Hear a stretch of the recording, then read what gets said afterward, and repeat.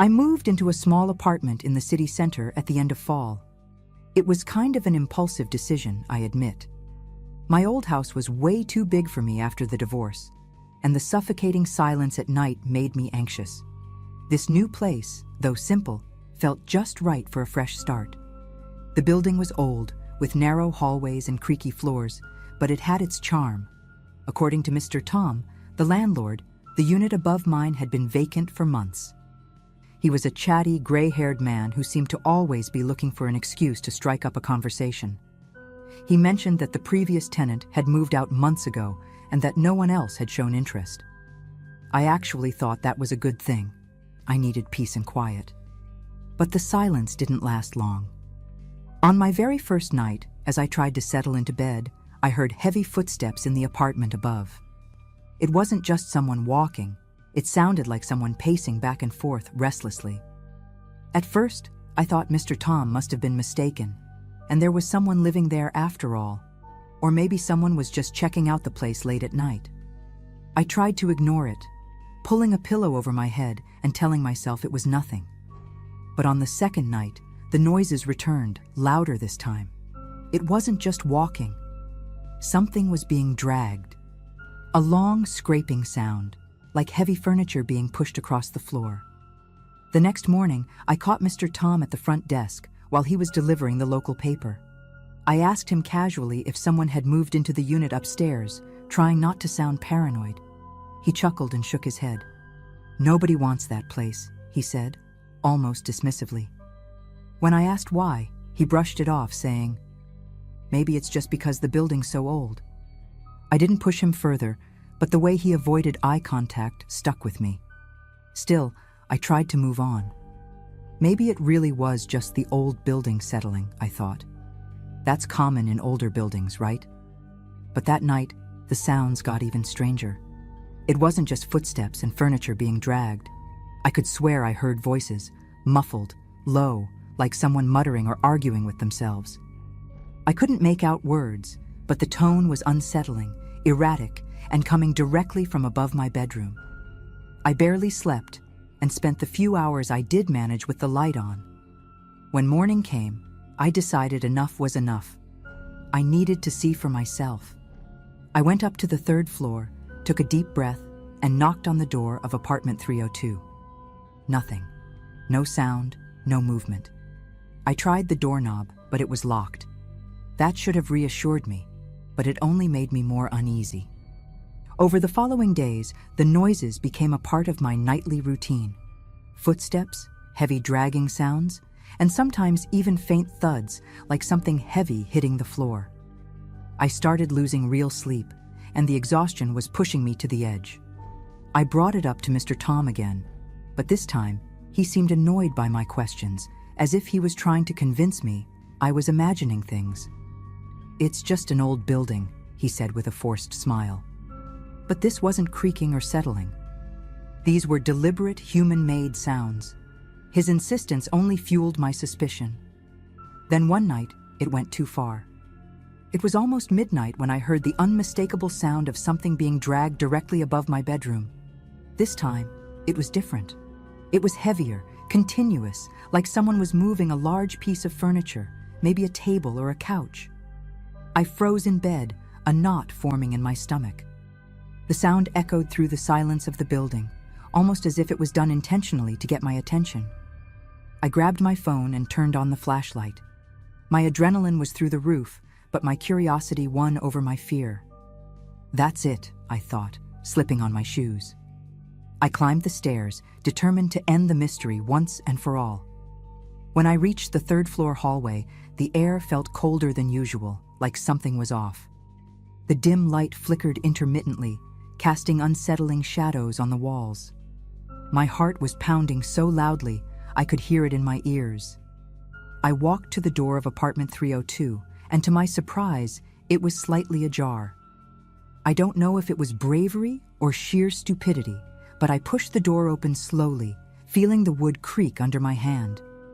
Inside, it was completely dark, except for a faint beam of streetlight seeping through the dusty windows. The smell of mildew was strong, and the place was utterly empty, or almost. In the center of the room, directly above where my bedroom would be, was a single chair. It was old, with worn wood and scratches on the legs, as if it had been dragged across the apartment countless times. But what truly froze me in place was the floor around the chair. It was marked with deep, erratic drag lines, going in circles and stopping abruptly in random places. The scratches were so deep that the wooden floor seemed gouged with an unnatural force. Hesitant, I stepped closer, and that's when I noticed something that made my blood run cold. The chair was positioned directly over the spot where my bed was downstairs.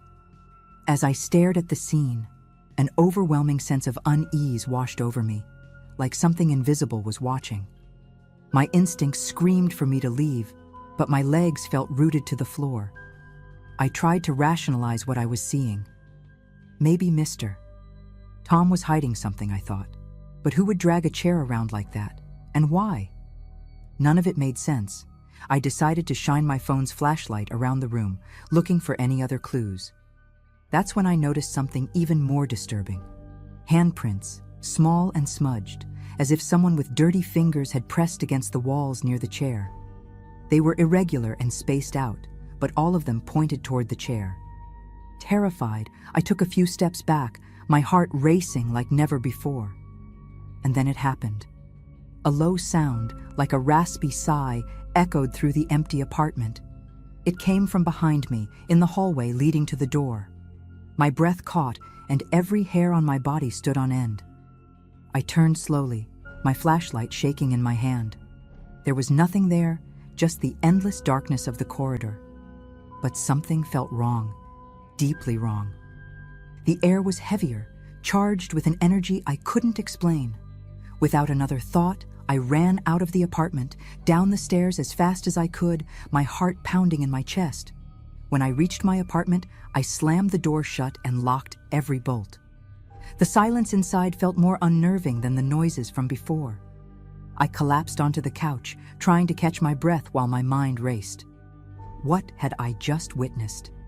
That couldn't have been real. I spent the rest of the night wide awake, listening to every little sound around me. But the unit above was eerily quiet.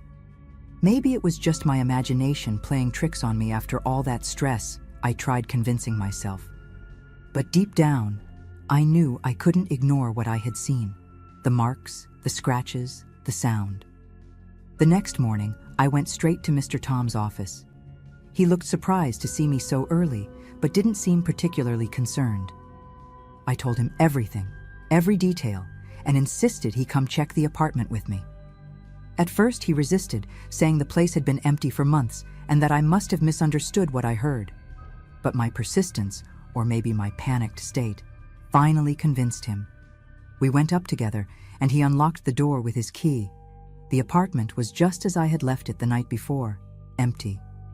The chair was still there, positioned in the center of the room, but the drag marks on the floor looked fainter, almost as if they were fading. He shook his head and gave me a look that mixed pity and skepticism. As he continued to inspect the apartment with obvious indifference, I couldn't shake the uneasiness growing inside me. Something about that chair still felt wrong, like it was the epicenter of everything strange happening. I decided to ask directly, "Are you absolutely sure no one's been in here? Did the last tenant leave anything weird behind?" Mr. Tom chuckled, as if my question was absurd. "I already told you, nobody's lived here since the last tenant moved out. And honestly," he hesitated for a moment before continuing, "she had some paranoid ideas about this place too." That stopped me in my tracks. "Paranoid? What kind of ideas?" I pressed. He hesitated again before finally muttering, "She said she heard things too." That revelation left me speechless. It was as if the pieces of a confusing puzzle were starting to fit together, but none of the answers made sense. I asked for more details, but he just shook his head, brushing it off as silly things from an overactive imagination. After he left, I decided to go back upstairs one last time, against all common sense. I stood at the doorway, staring into the empty apartment. The chair was still there, unmoving, but now it almost seemed to stare back at me, as if it had a presence of its own. The silence was so absolute it hurt my ears, until, without warning, the apartment door slammed shut behind me with a loud bang. I jumped, the sound echoing like a scream through the empty hallway. My heart felt like it was going to burst out of my chest. I turned abruptly, staring at the closed door, but the hallway was empty. A cold breeze started circulating through the apartment, even though no windows were open. The chair, still motionless in the center of the room, seemed charged with something I couldn't explain, more than just an old piece of furniture. That's when I decided I had seen enough. I took 2 steps toward the door, but froze. The sound was back, that heavy, continuous dragging. Only this time, it was coming from inside the apartment. With my phone's flashlight trembling in my hand, I scanned the room and nearly dropped the device. The chair had moved. It was no longer in the center of the room, but slightly tilted, as if it had been pushed toward me. The dragging sound continued, but I couldn't see what was causing it. It was as though something invisible was shifting the floor beneath it. That was the last straw. I bolted out of the apartment, yanking the door open so hard it slammed against the wall. I didn't look back once as I raced down the stairs. When I reached my apartment, I locked the door behind me and started packing. Whatever was happening, I wasn't spending another night in that place. I spent the next few hours throwing whatever I could into bags and boxes, not caring about organization. Every little creak or noise in the building made me jump. The worst part was that the noises from upstairs didn't stop. Footsteps, dragging sounds, and even faint knocking, like a reminder that I wasn't alone. When the sun finally rose, I called a moving company and begged for an emergency service. Within hours, I was leaving the building, dropping off the keys at the front desk without a single glance back. A week later, I got a message from Mr. Tom. He asked if I wanted to pick up something I'd supposedly left behind. An old chair from the apartment upstairs. My blood ran cold reading that. I called him immediately, trying to make sense of it. He said that when he went to check the apartment, he found the same chair back in the middle of the room, as though someone had deliberately placed it there again. "I thought it was yours," he said casually. But there was something different in his tone, a mix of worry and relief, as if he too wanted to stay as far away from it as possible. I told him to donate it or throw it out, but I never asked what he did with it. To this day, I can't explain what happened in that apartment. The chair, the noises, the constant feeling of being watched. It all felt so real, so deliberate. I don't know if it was something trapped in that place or just a manifestation of fear and isolation. But one thing's for sure, I've never moved into another old building, and I've never ignored my instincts again. Sometimes I still wake up in the middle of the night, hearing that dragging sound from above, even though I know there's nothing there anymore. Back then, I actually enjoyed the solitude. The quiet gave me time to think and listen to music while I killed time restocking shelves or checking inventory. It was a lonely but predictable routine. At least it was, until the car started showing up. It was a Tuesday night when I noticed it for the first time. An old navy blue sedan pulled into the lot a little after 2 a.m. Nothing strange about that. Drivers sometimes stop to use the restroom or grab a snack. But this car didn't pull up to the pumps, and no one got out. It just sat there, parked across the lot, headlights off. I didn't think much of it at the time. I went back to what I was doing, reorganizing the snack aisle. And when I looked again, the car was gone. I figured it was someone tired, taking a break from driving. But then it happened again 2 days later, and again the following week. At first, I tried to rationalize it. Maybe it was someone working a late-night job, waiting for a ride or something. But the more the car appeared, the harder it was to ignore. The pattern was always the same. It would arrive between 2 and 3 a.m., park in the same spot, and sit there, motionless.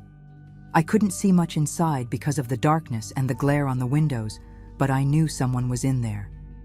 Sometimes I'd try to act like it didn't bother me, continuing my routine, but it was impossible to ignore the feeling of being watched. Whoever was inside didn't do anything, just stared. The strangest part was that I never saw the car leave. Whenever I glanced away or got distracted, it just vanished.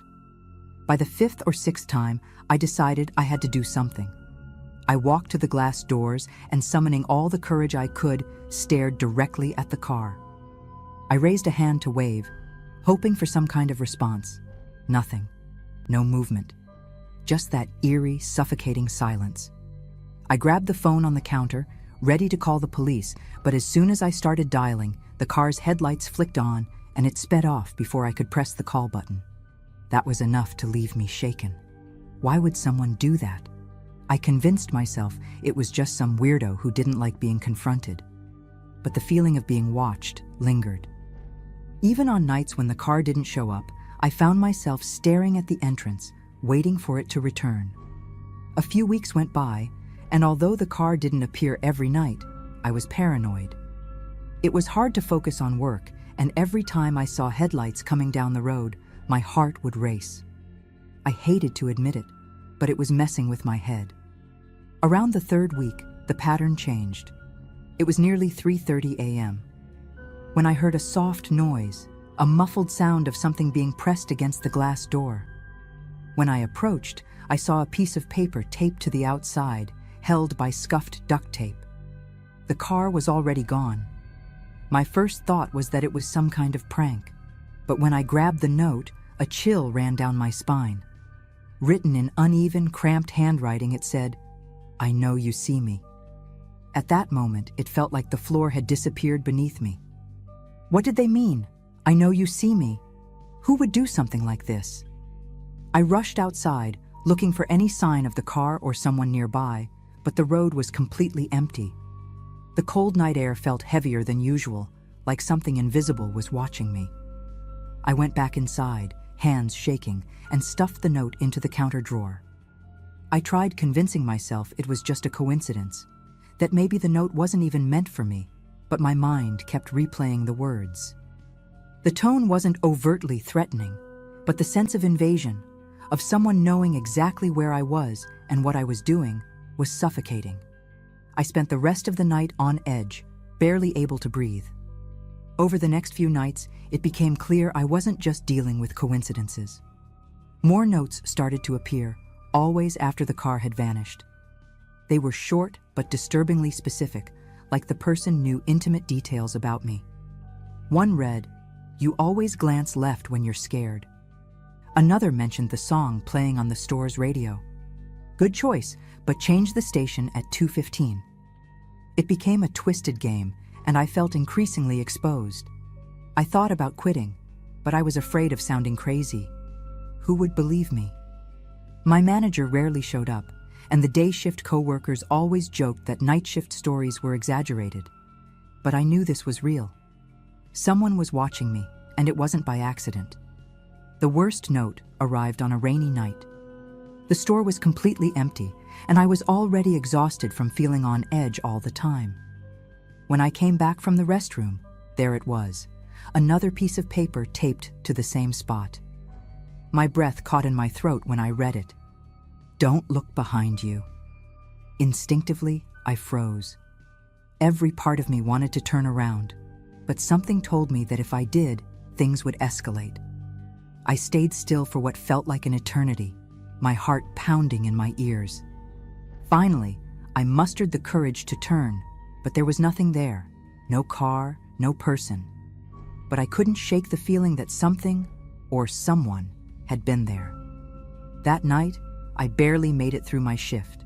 After that night, my relationship with the job completely changed. I no longer saw the store as a safe, familiar place. Every sound, every shadow felt like a threat. I tried telling my manager about the notes, but she brushed it off, suggesting I stop watching so many horror movies.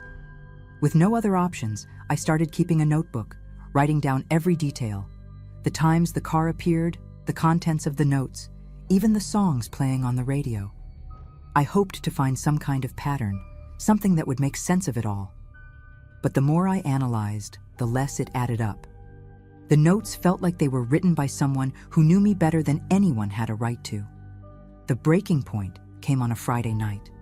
It was just before 3 a.m., and I was already on edge, fighting exhaustion and dread.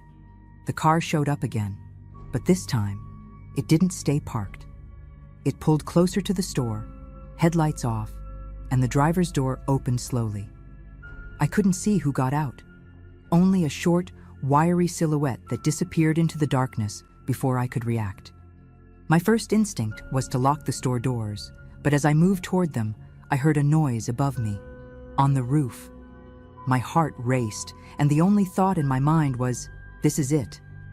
I grabbed my phone to call the police, but before I could dial, the power went out, plunging the store into total darkness. Being in pitch-black darkness was worse than I'd imagined. My own heartbeat felt louder than anything around me. The only light was from my phone, which I clutched so tightly my hands shook. I tried to calm myself with deep breaths, but I couldn't ignore the sound of footsteps on the roof. Light, but deliberate. Whoever it was knew exactly what they were doing. My gut told me to stay quiet, but adrenaline took over. I sprinted to the storage room, where I knew there was an old flashlight. When I turned it on, the weak beam of light did little to make me feel safer. Suddenly, a metallic clang shattered the silence, like something had been thrown against the front door. My mind went into overdrive. Could there be more than one person? I knew I had to get out of there, but the thought of opening the door and facing the unknown froze me in place. I decided the best option was to hide. I wedged myself between boxes of drinks and cleaning supplies in the storage room, trying to come up with a plan. That's when I noticed something even more terrifying. The footsteps were now inside the store. My whole body went cold. They were slow, deliberate, as if whoever it was wanted me to know they were there.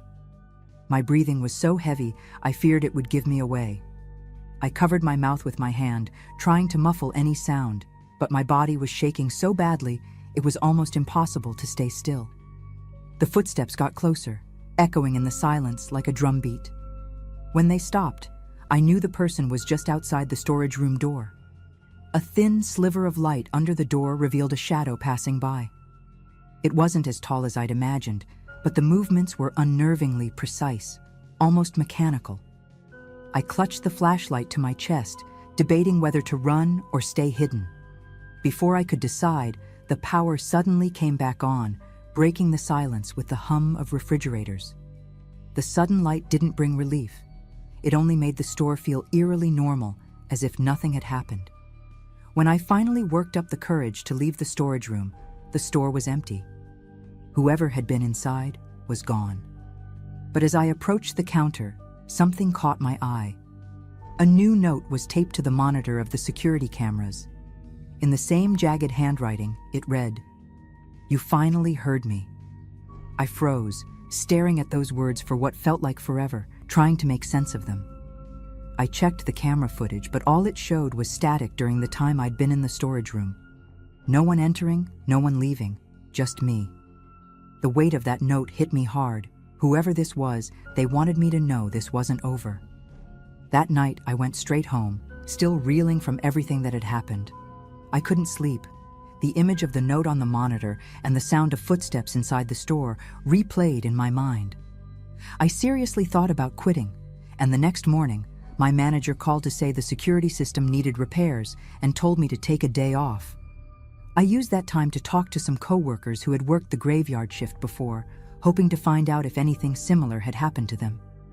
One of them, an older guy named Joe, told me something that made my skin crawl. Years ago, a customer had gone missing from the gas station's parking lot. His car was found locked, abandoned, in the exact same spot where the blue sedan always parked. That was all I needed to never go back. I submitted my resignation that same day. But the story didn't end there. A few weeks later, I received a letter at my house. There was no return address, and the envelope was crumpled, as if it had been carried around for a long time. Inside was a single piece of paper with the same jagged handwriting as the notes. "I told you not to look behind you." My stomach dropped. How did they know where I lived? Since then, I've avoided driving at night and make a point never to be alone for too long. I don't know who or what was after me, but the feeling of being watched has never gone away. Even now, when I'm alone, I swear there's something, or someone, just outside, waiting for me to look back and run off. I opened the door the first time, but no one was there. The hallway was empty, and the building's oppressive silence felt even heavier. Over the following weeks, the knocking became more frequent, always late at night around 11 p.m. I tried to ignore it, but it's hard to pretend nothing's wrong when you're jolted awake, heart racing, with a deep sense that something isn't right. On the fourth night, I was determined to catch whoever was messing with me. I sat on the couch with all the lights off, waiting. At 11:08 p.m., the knocking came again, quick, short, but louder this time. My heart was in my throat as I flung the door open, expecting to catch someone red-handed. But there was nothing. Just the dark hallway and the faint hum of the fluorescent lights. But this time, something was different. The door to the apartment across the hall, which I'd always seen shut and covered in dust, was slightly ajar. A chill ran down my spine, but I told myself it was just the wind. I closed my door quickly, trying to shake the growing unease. The next morning, I decided to ask the building's maintenance guy, Mark, about the apartment across the hall. Mark is an older man, a bit grumpy, who's been taking care of the place for years. When I asked about the unit, he made a strange face, like he was uncomfortable. "That place was rented out about 6 months ago," he said, scratching the back of his neck. "But no one ever moved in. I just see the rent being paid every month." Weird, huh? My mind started racing. Was someone squatting in there? Or maybe something worse? Mark tried to change the subject, but I pressed him. He assured me the keys were kept in the office and that no one could be in there. I left the conversation even more intrigued, and with a growing sense that I shouldn't let it go. That night, things escalated. I was in my bedroom trying to watch a movie but couldn't concentrate. Every little sound in the building felt amplified. Around 11 p.m., I heard a noise, not at my door this time, but coming from the apartment across the hall. It sounded like something heavy falling, followed by a slow dragging noise, like someone moving furniture, or something worse. I froze for a few seconds, trying to convince myself it was just my imagination. But then I heard it. A laugh. Low, muffled, like someone was trying to keep it quiet, but clear enough to make my blood run cold. Whoever was in there didn't want to be found. I'd had enough. I grabbed my phone and called Mark. He answered, voice groggy, probably woken up by my call. I quickly explained what was happening and insisted someone needed to check the apartment. "That's impossible," he said, clearly annoyed. "The keys are with me, and no one could have gotten in there." But as he said this, I heard something in the hallway. Slow, deliberate footsteps. I opened my door a crack, and my heart nearly stopped. The door to the apartment across the hall was now wide open, revealing only darkness inside. Before I could say anything, Mark hung up, muttering something about meeting me in the morning. I stayed up the rest of the night, sitting on the couch with my door locked and a kitchen knife in my hand. I tried to convince myself I was overreacting, but every time I looked through the peephole, my stomach churned. There was no movement, but the door across the hall remained open. It felt like a black hole in the middle of the hallway, sucking away every ounce of courage I had. Around 3 a.m., the worst happened. I heard footsteps, but not in the hallway. They were coming from the ceiling, directly above my apartment. Slow, shuffling steps, circling above me. I live on the top floor. There shouldn't be anyone up there. When daylight came, I rushed to Mark's office as soon as it opened at 8 a.m. He looked irritated that I was there so early, but something in his expression had changed. He wouldn't meet my eyes, as if he knew something he didn't want to share. I told him about the noises, the open door, everything. He sighed and pulled out a keyring with a key that looked older than the building itself. "Let's just get this over with," he said, clearly uncomfortable. We went up to the 3rd floor together. As we approached the apartment, my heart raced. The door was still open, but now the hallway walls had dusty handprints on them, like someone had been leaning on them to move around. When we stepped inside the apartment, a strange smell hit us immediately. It was a mix of mold, damp earth, and something metallic, almost like blood. The place was empty, at least at first glance. There was no furniture, just the echo of our footsteps on the worn wooden floor. But the longer I looked, the more I noticed something was off. There were marks on the floor, like something heavy had been dragged recently. The walls were covered in dark stains, almost like mold, spreading in irregular patterns. "This wasn't here before," Mark muttered, almost to himself. He seemed more uneasy with every passing second, and so did I. It wasn't just the smell or the sight of the place. It was the overwhelming feeling that we were being watched. Suddenly, we heard a noise coming from the bedroom at the back of the apartment. A sharp thud, like someone hitting the door. Mark looked at me, visibly uneasy, but he stepped toward the sound, holding the key in his hand. He turned the doorknob slowly and pushed the door open, revealing what looked like an empty room. But it wasn't completely empty. In the center of the room, there was an old wooden chair and something hanging from the ceiling, like a makeshift rope. On the floor, a pile of torn papers was scattered, all covered in scribbles I couldn't understand. But the worst thing was the mirror in the corner of the room. It was turned to face the wall, but seemed to have been moved recently. My entire body shivered when I noticed dusty fingerprints on the glass. Mark didn't seem to want to touch anything, but I couldn't resist. I picked up one of the papers from the floor, trying to decipher what was written. Most of it was illegible, but a few words stood out. "Not alone. Open door. They come." The more I read, the stronger the feeling grew that we were invading something we shouldn't. Mark took a step back, glancing toward the bedroom door. "We should get out of here," he said, his voice tense, almost a whisper. I agreed, but something about the mirror drew me in. Against every instinct screaming at me to stop, I approached it and turned it to face forward. That's when I saw it. It wasn't my reflection. The image in the mirror showed the empty room, but with someone, or something, standing behind me. I spun around immediately, but there was nothing there. We left the apartment in a hurry, locking the door behind us. Mark was visibly shaken, muttering something about calling a professional to check the place.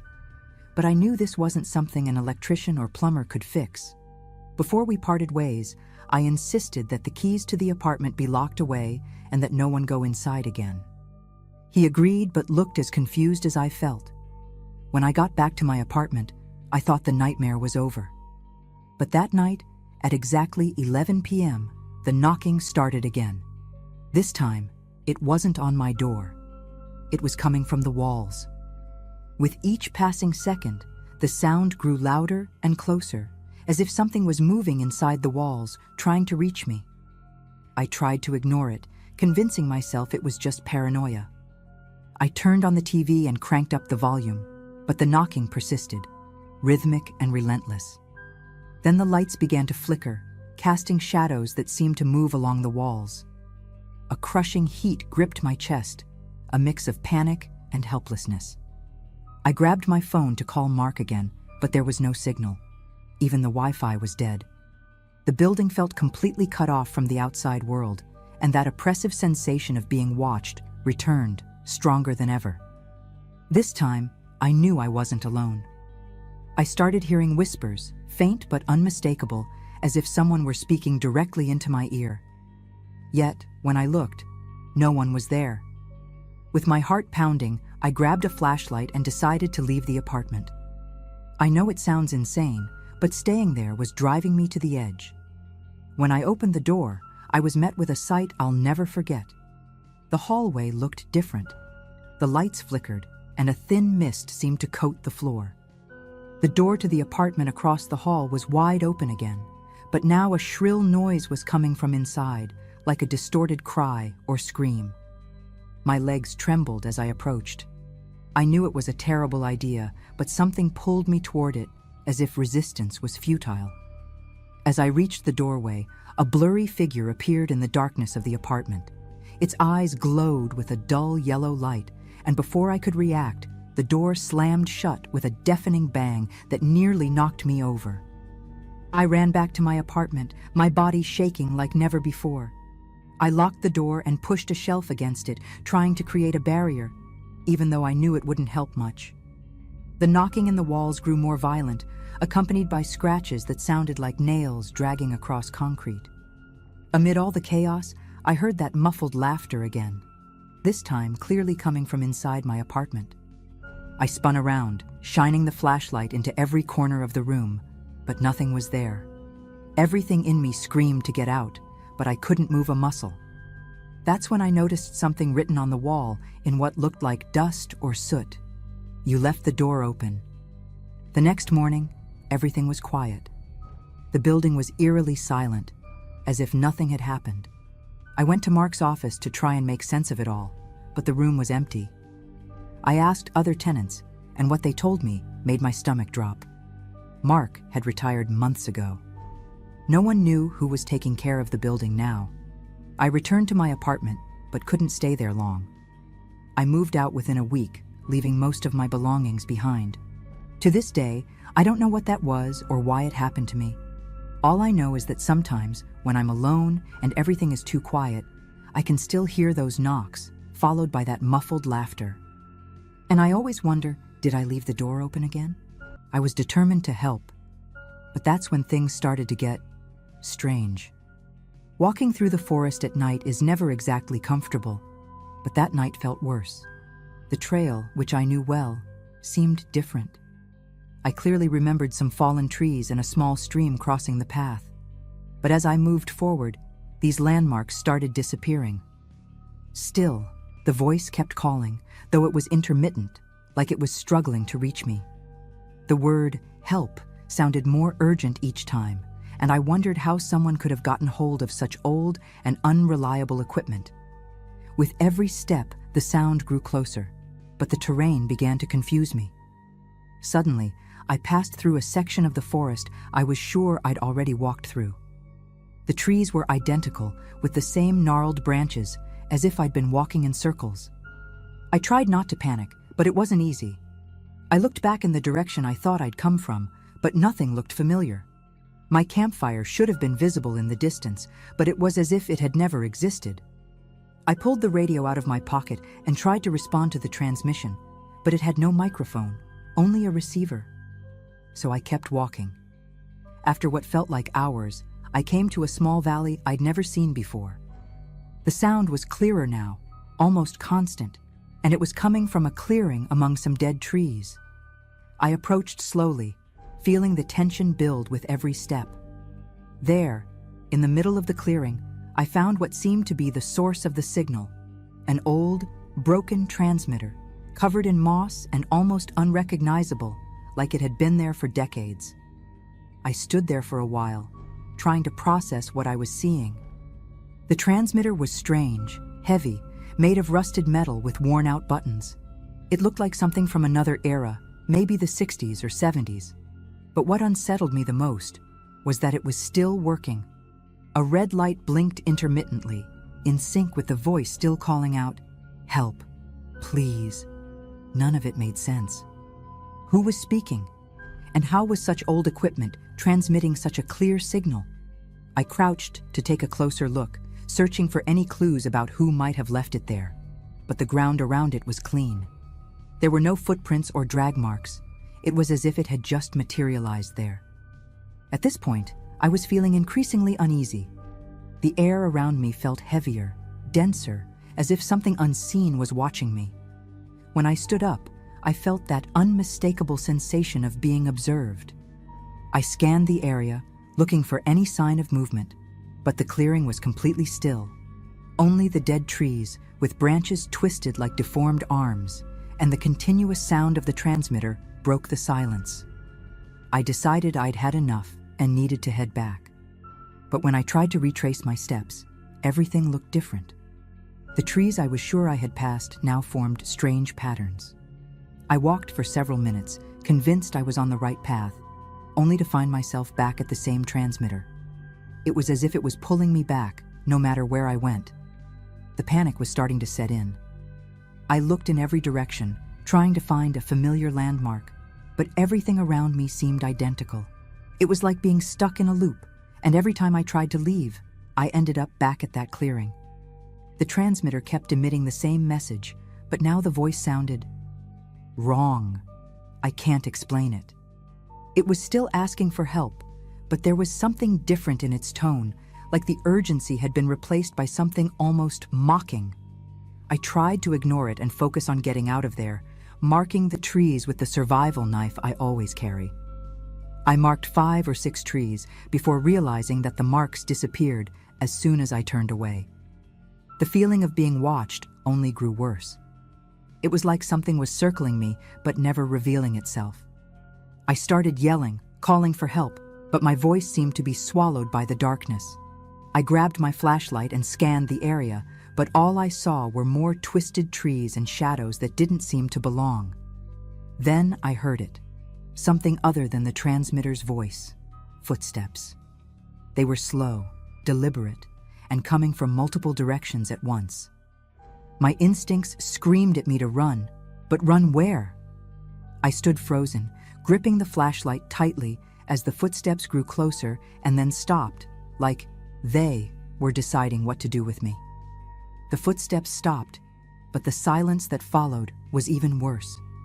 My heart was pounding so hard it felt like it echoed in the clearing. I tried to rationalize, telling myself it was just my mind playing tricks on me, but it wasn't. This was real. I turned my attention back to the transmitter, thinking maybe it held some kind of clue, or a map, anything. But as I got closer again, the red light started blinking faster and the voice changed. This time, the message was clear. You shouldn't have come. A chill ran down my spine. It wasn't just some random transmission. It felt directed at me. The voice sounded almost human, but there was something deeply wrong with it, like it was trying to mimic someone speaking. I was about to kick that transmitter and bolt when something moved in the shadows of the trees around me. It was fast, so fast I almost thought I imagined it. But then I saw it again. A low, slender silhouette with jerky movements, like it wasn't used to walking. I don't know how to describe it exactly, but it looked more like a smear of darkness than anything solid. It didn't have a face, just a presence, and I swear I felt the air around me grow colder. My legs felt like jelly, but I managed to take a step back. As soon as I did, the thing mimicked my movement, stepping toward me. My mind went into full panic mode. All I wanted was to get out of there, but it felt like the forest had decided I wasn't leaving. Every step I took back, that thing moved forward, keeping the same distance between us. The transmitter kept emitting that horrible sound, its red light blinking like a warning. Then, something strange happened. I heard my own voice coming from the transmitter. It was an exact replay of what I'd yelled earlier. Help! Is anyone there? That's when I realized the whole thing was a trap. Whoever or whatever was behind this didn't need help. I was the target. Suddenly, the silhouette stopped, as if it was waiting for something. I took advantage of the pause and ran. I ran without looking back, ignoring the fact that the terrain seemed to shift beneath my feet. My boots sank into a ground that alternated between damp moss, dry leaves, and something that felt like smooth stone. My chest burned from the effort, and the flashlight shook in my hand, but I kept going. I passed trees that looked like towering shadows, each one more distorted than the last. Then I saw a light in the distance, faint but steady. I thought it might be my campfire, but as I got closer, I realized it was something completely different. The light was coming from a structure I hadn't seen before, a small cabin almost completely swallowed by the surrounding vegetation. It looked like it had been abandoned for decades, but the light was flickering from what seemed to be a window with torn curtains. For some reason, I didn't feel relieved to see it. If anything, I felt more on edge. Still, staying in the forest wasn't an option. I approached slowly, trying to control my ragged breathing. When I reached the door, I noticed it was slightly ajar. The air coming from inside was cold and carried a strange smell, a mix of mildew and iron. I nudged the door open with my fingertips, and it creaked loudly, like it was resisting. The inside of the cabin was dark, lit only by the pulsating light of a bulb hanging from the ceiling. The furniture was scattered, covered in dust and cobwebs. But what caught my attention was the transmitter. Yes, another one, identical to the one in the clearing. It sat in the center of a table, its red light blinking in the same rhythm. I approached it hesitantly and saw something that made my blood run cold. The table was covered with maps and notes, all marking the area where I had been camping. Among the papers was a notebook filled with scribbled pages, but what terrified me most was a single phrase repeated over and over: "They are watching." My first instinct was to run out of that cabin, but my feet felt glued to the floor. I picked up the notebook with trembling hands, flipping through the pages while the light continued to flicker. The notes were chaotic, almost frantic, but some phrases stood out. "Don't trust the path. They change the terrain. The forest is alive." This was too much for my mind to handle. Who wrote this? And who were they? My heart felt like it was going to explode, but that's when I heard it again. Not the transmitter's voice, but something much closer. Breathing, heavy and slow, coming from the dark corner of the cabin. I turned my flashlight toward the corner and saw it. I can't fully describe what it was, but it had the same form I'd seen before in the forest. Only now it was standing still, watching me. The flashlight's beam didn't seem to affect it. It was like the light was absorbed, leaving only a smudge of darkness where it should have been. My body froze. Then, slowly, the thing took a step forward, the sound of something scraping against the floor echoing through the cabin. That's when I heard my own voice again, this time coming from the thing. "Help! Is anyone there?" It was my voice, but distorted, like it was mocking me. I knew there was no way I could fight it. Every fiber of my being was screaming at me to run, but my muscles wouldn't cooperate. The creature took another step forward, and then something unexpected happened. The transmitter on the table emitted a piercing sound, so loud and high-pitched it felt like it was vibrating inside my skull. The thing stopped. It twisted and contorted, like it was trying to escape the sound, and then, like a shadow dissolving at sunset, it vanished. Without wasting another second, I dropped the notebook and bolted out of the cabin, not daring to look back. I didn't care about the path anymore. I just wanted to get out. My flashlight started flickering, and the forest around me seemed to shift with every step, but I kept moving. After what felt like an eternity, I saw a familiar light in the distance. It was my campfire. I nearly collapsed with relief when I realized I'd finally made it back. But something still didn't add up. I looked up at the sky and noticed the moon was in the exact same position as when I'd left. It was as if no time had passed. The next morning, I packed up my things and left. I've never gone back to that place, and I still don't know what really happened that night. But ever since, even at home, I sometimes hear static coming from devices that aren't even turned on. And every now and then, through the static, I hear a voice whisper, "Help. Is anyone there?"